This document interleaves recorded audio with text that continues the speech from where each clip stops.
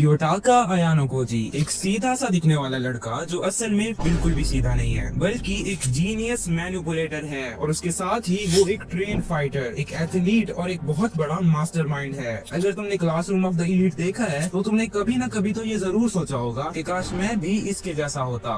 मैं भी पहले यही सोचता था, जिसकी वजह से मैंने हर उस तरीके को जाना जिससे मैं अयानो कोजी जैसा बन पाऊँ। और मैंने ये सब पिछले कुछ महीनों में प्रैक्टिकली टेस्ट भी किया है और इवन अब भी कर रहा हूँ। अब तुम मानो या ना मानो ये तुम्हारी मर्जी है, बट जब से मैंने अयानो कोजी रूटीन को फॉलो किया है तब से मुझे हर दिन शॉकिंग रिजल्ट्स मिल रहे हैं। इसीलिए मैं चाहता हूँ कि तुम भी वो सब जानो जो मैंने पिछले कुछ महीनों में अयानो कोजी से सीखा। सो एक कॉपी और एक पेन अपने साथ रख लो। मैं ट्राई करूंगा कि ज्यादा से ज्यादा चीजें तुम्हें सिंपल एंड इजी वे में समझा सकूं, ताकि तुम्हारा टाइम भी वेस्ट ना हो और इन्फॉर्मेशन भी मिल जाए। वीडियो तो पूरी ही इम्पोर्टेंट है, बट लास्ट पार्ट बहुत इम्पोर्टेंट होने वाला है, क्योंकि लास्ट में मैं तुम्हें मैनिपुलेशन के बारे में सब कुछ डिटेल में बताने वाला हूँ और साथ में एक एग्जाम्पल भी दूंगा ताकि तुम्हें अच्छे से समझ आए कि क्या करना है और कैसे करना है। तो अब अयानो कोजी के इस लेवल तक पहुंचने के लिए हमें पहले ये जानना होगा कि अयानो कोजी आखिर इस लेवल तक पहुंचा कैसे। Obviously white room, but white room असल में है क्या? ये बेसिकली एक साइकोलॉजिकल और न्यूरोलॉजिकल एक्सपेरिमेंट सिस्टम था जहां बच्चों को बिल्कुल कंट्रोल्ड एनवायरनमेंट में ट्रेन किया जाता था, बगैर किसी इमोशन और डिस्ट्रैक्शन के। मतलब इमेजिन करो एक ऐसी जगह जहाँ तुम सिर्फ परफॉर्म करने के लिए एग्जिस्ट करते हो। हर सेकंड तुम्हारा माइंड एनालाइज होता है और हर रिएक्शन को रिकॉर्ड किया जाता है। इसका मेन गोल था एक परफेक्ट ह्यूमन बनाना। हाँ, ये सुनने में डेंजरस है, बट साइंटिफिकली इसका एक लॉजिक भी है। जब तुम्हारा ब्रेन स्ट्रेस और इमोशंस दोनों से आइसोलेट हो जाता है तो तुम्हारी decision making skills next level पर चली जाती हैं। मतलब तुम बिना डरे, बिना एक्साइटमेंट के सिर्फ लॉजिकल सोचते हो। इससे ये बात तो क्लियर हो गई कि अगर तुम अयानो कोजी जैसा बनना चाहते हो तो सबसे पहले तुम्हें अपने स्ट्रेस और इमोशंस को कंट्रोल में लाना होगा। और अयानो कोजी ने ऐसा किया, इसीलिए वो एक मशीन की तरह काम दिखाई देता है। अब ये काम न सिर्फ एनवायरनमेंट से नहीं आती, इसके पीछे एक टेक्निक होती है जिसे कहते हैं इमोशनल डिटैचमेंट। मतलब अपने इमोशंस को ऑब्जर्व करना, फील करना, पर रिएक्ट ना करना। जब तुम्हें गुस्सा आए, इंसल्ट हो या कोई प्रोवोक करे तो तुम तुरंत रिएक्शन देने के बजाय अपने बॉडी के अंदर के रिएक्शंस पे फोकस करो। आसान लफ्जों में समझाऊं तो जब तुम्हें कोई गुस्सा दिलाए या लड़ाई करने के लिए उकसाए तो उस वक्त तुमने अपने इमोशंस को कंट्रोल में रखना है। नाउ पहला पॉइंट तो क्लियर हो गया। अब बात करते हैं उसकी सबसे आइकॉनिक चीज, पोकर फेस की। अब पोकर फेस क्या होता है? ये एक ऐसी फेस एक्सप्रेशन होती है जिसमें तुम्हारा चेहरा न्यूट्रल रहता है, जिसमें ना एंगर दिखाई देता है, ना स्माइल, ना ही फेयर। मतलब कोई भी इमोशन दिखाई नहीं देता। इसे करने के लिए तुम्हें जस्ट अपने फेस एंड आईब्रोज के मसल्स को रिलैक्स और न्यूट्रल रखना होता है। लेकिन इसे करते वक्त जब भी मैं इसे करने का ट्राई करता तो एक बहुत बड़ी प्रॉब्लम मेरे साथ होती थी। होता ये था कि जब भी मैं पोकर फेस बनाकर किसी को देखता था या किसी से बात करने की कोशिश करता था तो मुझे अचानक से हंसी आ जाती थी। एंड आई नो कि ये तुम्हारे साथ भी जरूर होगा। मैंने इस प्रॉब्लम को कैसे सॉल्व किया ये समझो। अब की बार जब भी तुम्हें हंसी आने लगे तो अपने फेस के मसल्स को टाइट कर लो और अपने टंग को पैलेट के ऊपर प्रेस करो। कोई फनी वीडियो देखो और try not to laugh challenge करो। शुरू में थोड़ा ऑकवर्ड लगेगा, बट धीरे धीरे तुम्हें कंट्रोल मिल जाएगा। जब तुम्हारा चेहरा अनरीडेबल बन जाता है तो लोग तुमसे इंटिमिडेट फील करते हैं और वो ये नहीं जान पाते कि तुम क्या सोच रहे हो और तुम्हारा नेक्स्ट मूव क्या होगा, जो कि अपने आप में ही एक साइकोलॉजिकल डोमिनेंस क्रिएट करता है। अब बात आती है कन्वर्सेशन की। ओके, तो अयानो कोजी जब बोलता है तो लोग चुप हो जाते हैं और उसके हर एक वर्ड को गौर से सुनते हैं। इसके पीछे क्या रीजन है? द रीजन इज वो स्लो बोलता है, हर लाइन के बीच में छोटी छोटी पॉजेस देता है और सबसे इम्पोर्टेंट, वो कभी भी एक्स्ट्रा फालतू की एक्सप्लेनेशन नहीं देता। जो असल बात होती है वही एक दो वर्ड्स में समझा देता है, जो कि एक पावरफुल कम्युनिकेशन टेक्निक है। जब तुम कम बोलते हो तो सामने वाला तुम्हारे वर्ड्स में मीनिंग्स ढूंढता है। इसीलिए तुमने नोटिस किया होगा कि जो लोग ज्यादा बोलते हैं लोग उनकी बातों को इतना सीरियसली नहीं लेते, और कुछ लोग बहुत कम बोलते हैं बट जब भी बोलते हैं सिर्फ काम की बात करते हैं तो लोग उनकी बातों पर ज्यादा अटेंशन देते हैं। ट्राई करो अपनी डेली बातों में थोड़ा स्लो टोन, लेस एक्सप्रेशन और काम पॉजेस रखो। तुम्हें खुद लगेगा कि लोग तुम्हें नोटिस करने लगे हैं। नाउ अयानो कोजी का एक और डेंजरस स्किल है मैनिपुलेशन को समझना। मतलब वो किसी भी मैनिपुलेटर को पहचान लेता है और उल्टा उसे ही मैनिपुलेट कर देता है। ये स्किल बिल्ड होती है ऑब्जर्वेशन से। तुम्हें ज्यादा कुछ नहीं करना होता, बस लोगों के टोन, माइक्रो एक्सप्रेशंस और बॉडी लैंग्वेज पे फोकस करना होता है। जब कोई इंसान झूठ बोलता है या कुछ छुपा रहा होता है तो आमतौर पर उसकी आंखें लेफ्ट या राइट मूव करती हैं या उसका ब्रीदिंग पैटर्न चेंज होता है। तुम्हें बस ये पैटर्न्स नोटिस करने की आदत डालनी है। 7 से 10 दिन में तुम्हारा ब्रेन ऑटोमेटिकली ये सिग्नल स्पीक करने लगेगा और उसके बाद तुम्हें आसानी से पता चल जाएगा कि कौन तुम्हें मैनिपुलेट कर रहा है। लव एंड रिलेशनशिप की बात करें तो अयानो कोजी का एटीट्यूड सिंपल है। वो किसी से अटैच नहीं होता, मतलब वो किसी को भी अपना कंट्रोल नहीं देता। इसका मतलब ये नहीं है कि वो इमोशनलेस है, वो बस अवेयर है कि इमोशंस टेम्पररी होते हैं और डिसीजंस परमानेंट। सो जब तुम किसी से डील करो, चाहे दोस्त हो या रिलेशनशिप, तो पहले अपनी बाउंड्रीज क्लियर रखो। कोई भी चीज तुम्हारा फोकस, पीस और प्रोग्रेस डिस्ट्रॉय नहीं करना चाहिए। हो सकता है तुम्हें ये टफ लगे, बट अगर तुमने इमोशनल स्टेबिलिटी बनानी है तो ये करना तो जरूरी है। अब फिजिकल पार्ट पे चलते हैं। अयानो कोजी की बॉडी लीन और एथलेटिक है। अगर हम अयानो कोजी को एक रियल मैन की तरह देखें तो ऑब्वियस सी बात है कि व्हाइट रूम में कोई जिम मशीन तो थी नहीं और ना ही इनकी जरूरत है। अगर तुम्हारे पास जिम अवेलेबल है तो बेटर, वरना कैलिस्थेनिक्स बेस्ट है। कैलिस्थेनिक्स ज्यादा कॉम्प्लिकेटेड नहीं होता, बस कुछ ही चीजें हैं जो तुम्हें ध्यान में रखनी है। डाइट में वो चीजें लो जो हेल्दी हैं और जिम में प्रोटीन, कार्ब्स वगैरह एक बैलेंस्ड अमाउंट में है। बेस एक्सरसाइज सिर्फ 5 हैं: pull ups, push ups, dips, plank and squats. आगे इनके वेरिएशंस हैं जिन्हें प्रोग्रेसिव ओवरलोड की हेल्प से और अपनी स्ट्रेंथ के अकॉर्डिंग मैनेज करना होता है। अगर तुम नहीं समझ पा रहे तो बाद में ये वीडियो भी देख सकते हो, लिंक डिस्क्रिप्शन में दे दूंगा। Now fast reflexes. इसके लिए जो ट्रिक मुझे बेस्ट लगती है, डेली एक बॉल को दीवार पर मार के कैच करो, बट बिना देखे, क्योंकि ये तुम्हारे ब्रेन और हैंड के कोऑर्डिनेशन को इम्प्रूव करता है, जो कि फाइटिंग के टाइम तुम्हें फास्ट मूव्स करने में हेल्प करता है।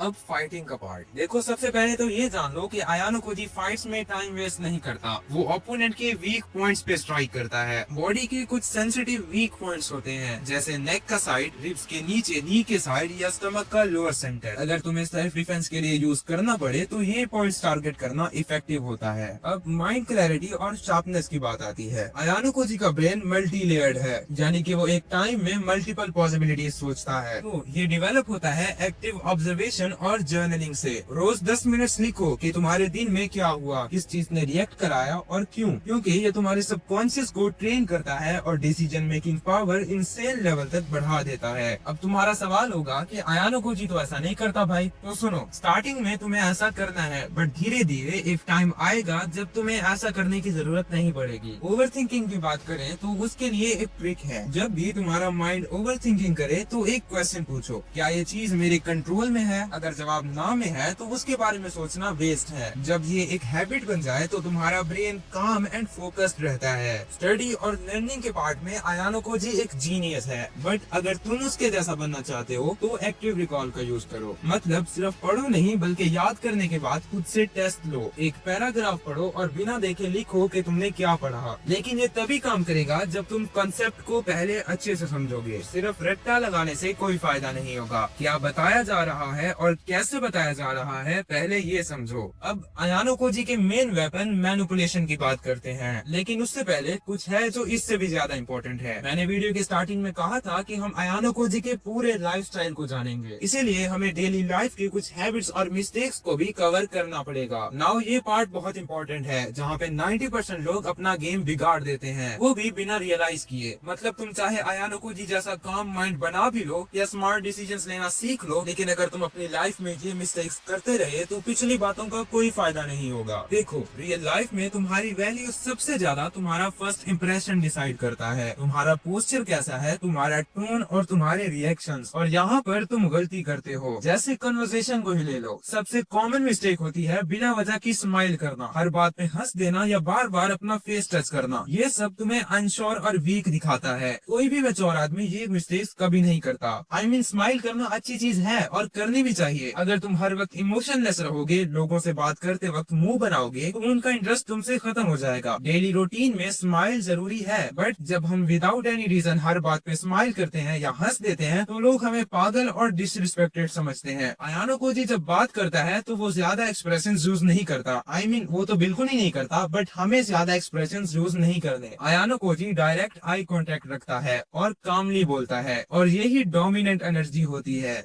जब भी बात करो अपना टोन स्लो रखो, आंखों में देखो, और जब अगला बंदा बात कर रहा हो तो उसकी बात गौर से सुनो। वॉकिंग के टाइम लोग या तो बहुत फास्ट चलते हैं जैसे कोई पीछे पड़ गया हो, या बहुत स्लो जैसे भैया पूरे दिन के थके हुए हैं, और ये दोनों स्टाइल बिल्कुल गलत हैं। आयानुकोजी टाइप वॉकिंग एकदम न्यूट्रल होती है, मतलब straight posture, shoulder relaxed, steps neither fast nor slow, और आंखें ग्राउंड पे नहीं सामने। जब तुम ऐसे वॉक करोगे तो तुम ऑटोमेटिकली कॉन्फिडेंट एंड कंट्रोल्ड दिखोगे। स्टैंडिंग पोस्चर में मैंने काफी सारे लोगों को देखा है जो या तो वॉल से चिपक जाते हैं या सारा वेट एक ही लेग पे डाल देते हैं, और ऐसे लोगों को हमारे यहाँ अंदर से लोग कहते हैं। ऑलवेज स्टैंड स्ट्रेट, दोनों फीट इक्वली ग्राउंड पर, चेस्ट ओपन और हाथ पॉकेट में नहीं होने चाहिए। हाथ पॉकेट्स में डालने से तुम नर्वस लगते हो। हाथों को साइड्स में रिलैक्स रखो, या अगर बात कर रहे हो तो मिनिमल हैंड गेस्चर्स यूज करो। सिटिंग पोस्चर में सबसे बड़ी गलती होती है स्लम्प होना, मतलब सीट पे चिल करके बैक को कर्व कर लेना, जो कि इंस्टेंटली तुम्हारा वाइब वीक बना देता है। स्ट्रेट बैक, स्लाइटली फॉरवर्ड लीन, मतलब इंगेज दिखना पर ना ही ओवर एक्साइटेड हो ना ही बहुत टायर्ड। गैदरिंग में सबसे कॉमन मिस्टेक होती है लाउड बिहेव करना। लोग सोचते हैं जितना ज्यादा बोलेंगे उतना ज्यादा नोटिस होंगे, पर होता उल्टा है। जितना काम और कंपोज तुम बिहेव करते हो उतना ही लोग तुम्हें ऑब्जर्व करते हैं। तुमने भी देखा होगा कि जो ग्रुप में सबसे साइलेंट होता है वही सबसे ज्यादा नोटिस होता है, और अगर तुम्हें आयानुकोजी जैसा प्रेजेंस चाहिए तो नॉइस कम करनी होगी और ऑब्जर्व ज्यादा करना होगा। और एक चीज, जब हम किसी से बात कर रहे होते हैं तो हर सेकंड फोन चेक करते हैं, जो कि हमारे फोकस और प्रेजेंस को तो डिस्ट्रॉय करता ही है, साथ में सामने वाले की नजर में हमारी रिस्पेक्ट भी खत्म कर देता है।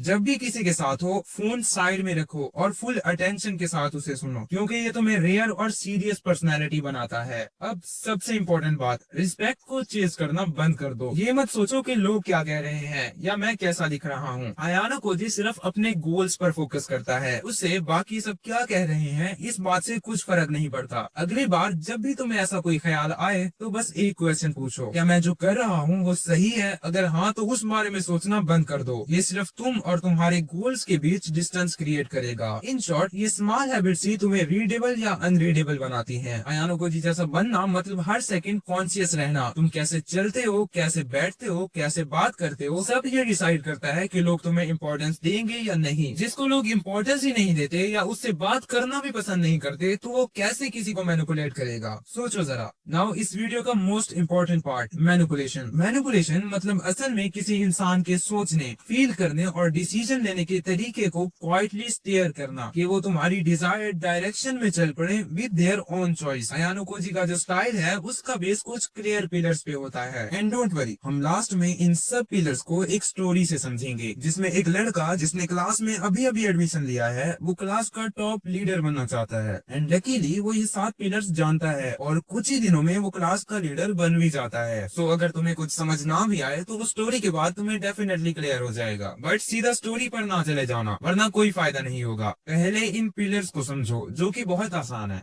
पहला पिलर है ऑब्जर्वेशन, मतलब सबसे पहले वो बिल्कुल साइलेंट वॉच करता है। माइक्रो एक्सप्रेशंस, टोन, ब्रीदिंग और बॉडी के माइक्रो मूवमेंट्स देखकर इंसान का इमोशनल मैप बनाता है। दूसरा पिलर फ्रेमिंग, मतलब किसी भी सिचुएशन को ऐसे कॉन्टेक्स्ट में रखना जहां तुम किसी को जस्ट एक ऑप्शन देते हो बट वो इस तरह होता है कि सामने वाला उसे मानने पर मजबूर हो जाता है। फॉर एग्जाम्पल, इन 2 लाइन्स को देखो, तुम्हें क्या लगता है इन 2 लाइन्स में तुम किसको ज्यादा पॉजिटिव समझोगे? ऑब्वियसली फर्स्ट लाइन को। आयानुकोजी इसी छोटी सी बात को ऐसे फ्रेम करता है कि दूसरा बंदा वही चॉइस नेचुरल समझ लेता है। तीसरा पिलर है रैपिड एंड मिररिंग, मतलब सामने वाले की बॉडी लैंग्वेज, वर्ड्स और टेम्पो को सब्टल कॉपी करना, जिससे अनकॉन्शियस लेवल पे ट्रस्ट बनता है। चौथा पिलर है इंफॉर्मेशन कंट्रोल, मतलब तुमने देखा होगा कि आयानुकोजी हमेशा सब कुछ नहीं बताता, आधी सच्चाई, टाइमिंग और सेलेक्टिव डिस्क्लोजर यूज करता है, जिससे सामने वाला अपनी इमेजिनेशंस में ही उन गैप्स को फिल करने लगता है। और जब इंसान खुद अपनी स्टोरी बनाता है तो वो उस स्टोरी पे ज्यादा बिलीव करता है कंपेयर टू अदर्स। पांचवा पिलर एंकरिंग का मतलब होता है किसी बंदे के इमोशंस को अपनी बात से जोड़ देना, मतलब पहले उस बंदे को थोड़ा खुश या कंफर्टेबल फील करवाओ, जैसे उसकी तारीफ कर दो या कोई छोटी सी हेल्प कर दो। जब वो अच्छा फील करने लगे तब अपनी बात या रिक्वेस्ट बोलो, तो उसके दिमाग में वो पॉजिटिव फीलिंग्स तुम्हारी बात के साथ लिंक हो जाती है और उसके लिए नो बोलना मुश्किल हो जाता है। छठा पिलर है प्रेडिक्शन एंड कैलिब्रेशन, इसका मतलब ये है कि तुम तुम छोटे छोटे सवाल या हरकत करके देखते हो कि सामने वाला कैसे रिएक्ट करता है, फिर उन रिएक्शंस को देखकर अपनी स्ट्रेटजी थोड़ी सी बदलते हो। ऐसा करने से तुम्हारे अगले कदम ज्यादा सेफ और सही हो जाते हैं। सातवां और आखिरी पिलर है कॉग्निटिव बायस, मतलब इंसान के दिमाग के छोटे शॉर्टकट्स को समझकर उनका फायदा उठाना। जैसे रेसिप्रोसिटी का मतलब होता है अगर तुम किसी को कुछ देते हो तो उसके दिमाग में एक फीलिंग आ जाती है कि उसे भी कुछ वापस देना चाहिए। स्कैर्सिटी का मतलब होता है चीजें लिमिटेड दिखाना, जैसे ये चांस सिर्फ आज के लिए है। इससे लोग जल्दी डिसीजंस ले लेते हैं। और सोशल प्रूफ का मतलब होता है लोग वही चीज सही समझते हैं जो सब कर रहे होते हैं। अयानो कोजी इन तीनों चीजों को समझ के कामली यूज करता है, वो भी बिना किसी को फोर्स किए, ताकि लोग खुद ही उसकी डायरेक्शन में सोचने लगे। सो चलो एक रियल लाइफ एग्जांपल से इसे समझते हैं जहाँ ये सारे पिलर्स एक ही सिचुएशन में काम करते हैं। तो मान लो एक लड़का, नाम ले लो केन, उसका स्कूल में एक ग्रुप प्रोजेक्ट चल रहा है। केन चाहता है कि ग्रुप उसकी बात माने, और वो सीधा ये नहीं बोल सकता कि मैं लीडर बनना चाहता हूँ। उसको अयानो कोजी जैसा स्मार्ट तरीके से चलना आता है। सबसे पहले केन देखता है कि सब लोग कैसे बिहेव कर रहे हैं, कौन लाउड बोलता है, कौन चुप रहता है और कौन सिर्फ मार्क्स के पीछे भागता है। उसे पता चलता है कि एक लड़का रियो थोड़ा इनसिक्योर है, मतलब उसे लगता है कि लोग उसकी वैल्यू नहीं करते, पर वो अटेंशन चाहता है, और केन उसकी इसी बात का फायदा उठाता है। एक गैदरिंग में केन स्मार्टली बोलता है, हमें एक ऐसा बंदा चाहिए जो सबके आइडिया सुन सके,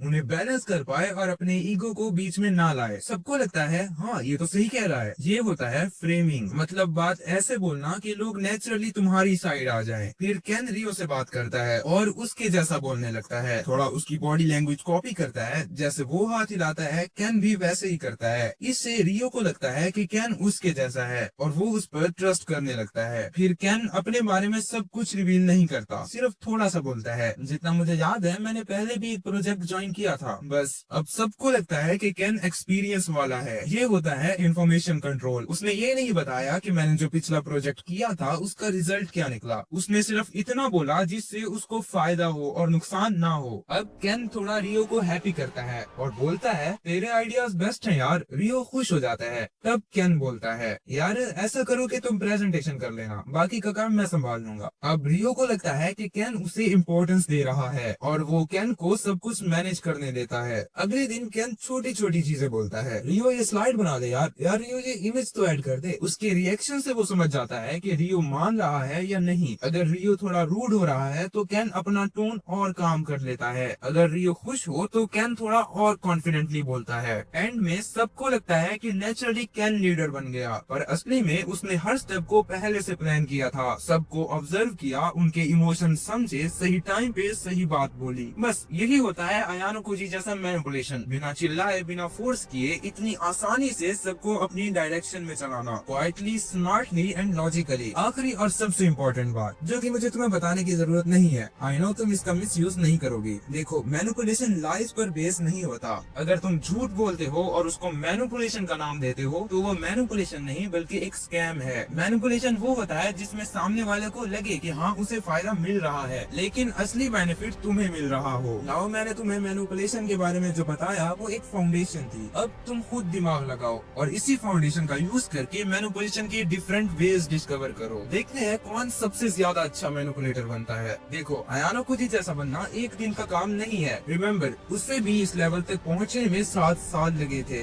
ये एक ट्रांसफॉर्मेशन है जो हर दिन थोड़ा थोड़ा ग्रो करता है। तुम्हें डिसिप्लिन, पेशेंस एंड अवेयरनेस चाहिए होगा। तुम्हारा गोल ये नहीं होना चाहिए कि लोग तुम्हें मिस्टीरियस समझें। तुम्हारा गोल होना चाहिए कि तुम अपने ऊपर फुल कंट्रोल हासिल कर लो। जब ये हो जाता है ना तो ऑटोमेटिकली दुनिया तुम्हें समझ नहीं पाती, और वही पॉइंट होता है जहाँ तुम अयानो कोजी बन जाते हो। देखो इन्फॉर्मेशन तो बहुत सारी है, बट अगर मैं सारी कवर करने बैठता तो वीडियो बहुत ही लंबी हो जाती। सो जितना इस वीडियो में बताया है उन सबको अपनी लाइफ में अप्लाई करो। और अगर तुम चाहते हो कि अयानो कोजी के बारे में और उसकी मैनिपुलेशन के बारे में और भी चीजें तुम्हें बताऊं तो कमेंट करो। अगर ज्यादा कमेंट इस पर आए तो मैं नेक्स्ट पार्ट जरूर लाऊंगा।